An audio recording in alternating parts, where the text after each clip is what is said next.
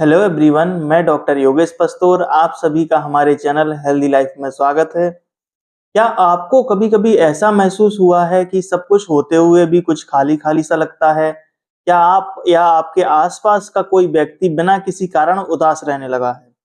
तो हो सकता है कि ये डिप्रेशन के शुरुआती संकेत हों। आज इस वीडियो में हम जानेंगे डिप्रेशन के वो शुरुआती लक्षण जिन्हें अगर समय रहते पहचान लिया जाए तो व्यक्ति को काफी मदद मिलेगी।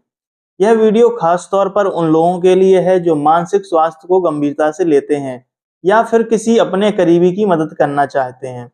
तो वीडियो शुरू करने से पहले अगर आपने हमारे चैनल को सब्सक्राइब नहीं किया है तो आप सब्सक्राइब कर लें और बेल आइकन को जरूर प्रेस करें ताकि आगे आने वाले वीडियोज के नोटिफिकेशन आपको मिलते रहें। तो चलिए शुरू करते हैं। अब हम समझते हैं डिप्रेशन शुरू होने के पहले आपको क्या क्या लक्षण दिखाई देते हैं। अगर आपको लगातार उदासी रहती है, डिप्रेशन का सबसे सामान्य और पहला लक्षण यही होता है। अगर कोई व्यक्ति हफ्तों तक बिना किसी खास कारण के उदास है या खुश नहीं हो पा रहा है, तो ये डिप्रेशन की शुरुआत हो सकती है।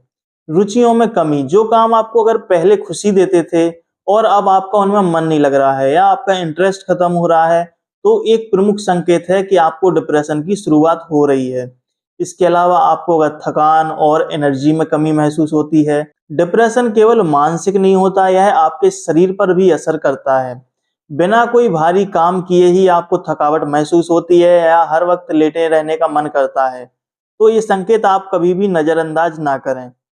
और इसके अलावा नींद की अगर आपको दिक्कत हो रही है, कुछ लोगों को नींद आती ही नहीं है, रात भर करवटें बदलते रहते हैं और कुछ लोगों को बहुत ज्यादा नींद आती है, दिन भर सुस्त रहते हैं, तो ये डिप्रेशन के शुरुआती लक्षण होते हैं।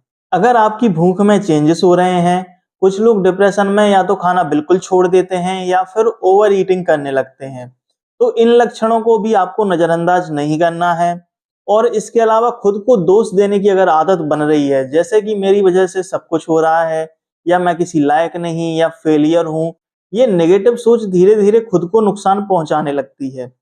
इसके अलावा एकाग्रता में अगर कमी हो रही है, पढ़ाई हो, ऑफिस हो या कोई काम हो या कोई फैसला लेना, उसमें आपका मन नहीं लग रहा, ध्यान नहीं लग रहा है, तो ये डिप्रेशन के शुरुआती लक्षण हो सकते हैं।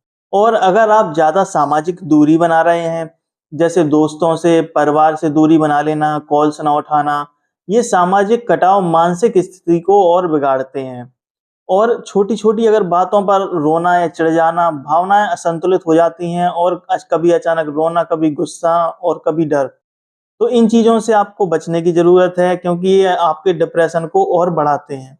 दोस्तों, डिप्रेशन एक बीमारी है और इसका इलाज मुमकिन है। शुरुआती लक्षणों को पहचानना ही सबसे पहला और ज़रूरी कदम है। अगर आप इनमें से कोई भी लक्षण खुद में या किसी अपने में देखें, तो डरे नहीं, आप एक साइकोलॉजिस्ट या साइकोथेरेपिस्ट से बात करें।